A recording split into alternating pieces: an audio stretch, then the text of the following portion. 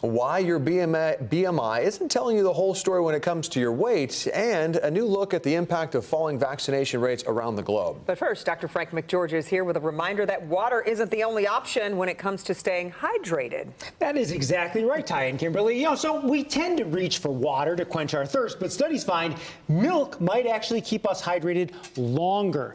Now, researchers from St. Andrews University previously compared the hydration responses of several different drinks, and they found water hydrates us quickly, but milk actually does a better job over a longer period of time, and that's because milk contains some sugar, fat, and protein, all of which helps slow the emptying of fluid from the stomach.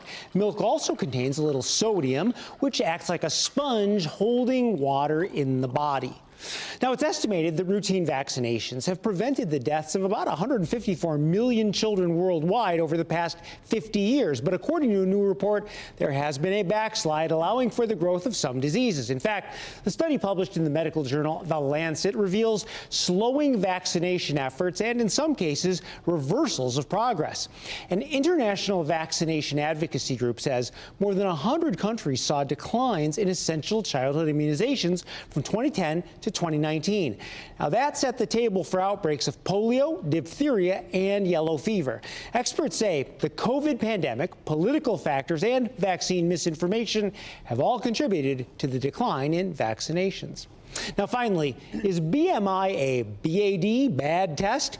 Professionals have long used BMI, or body mass index, as a quick screening tool to determine if someone is at a healthy weight, but a new study actually published in the journal Annals of Family Medicine suggests that it's not the best way to determine health risks. The study authors say BMI can overestimate the dangers for people with a muscular build or a larger frame, and it underestimates health concerns in older adults and anyone who might have lost muscle.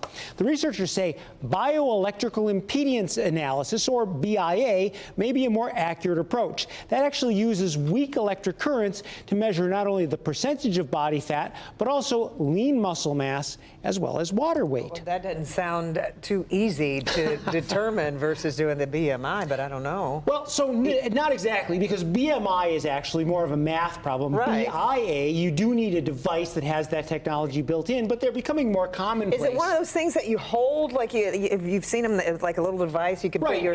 And rudimentary versions are built into some scales where it basically uses an electrical impedance to determine how much fat and muscle mass you might have. So there are some advantages over BMI, but I think BMI is still basically a little bit more of a standard until these devices become more commonly used. I have one of those devices at my gym. Yeah, you just well, you grab can stand the handles and These are a little bit fancier than those, but those do provide pretty good rudimentary information. Interesting. Thanks, Doc. Thank you.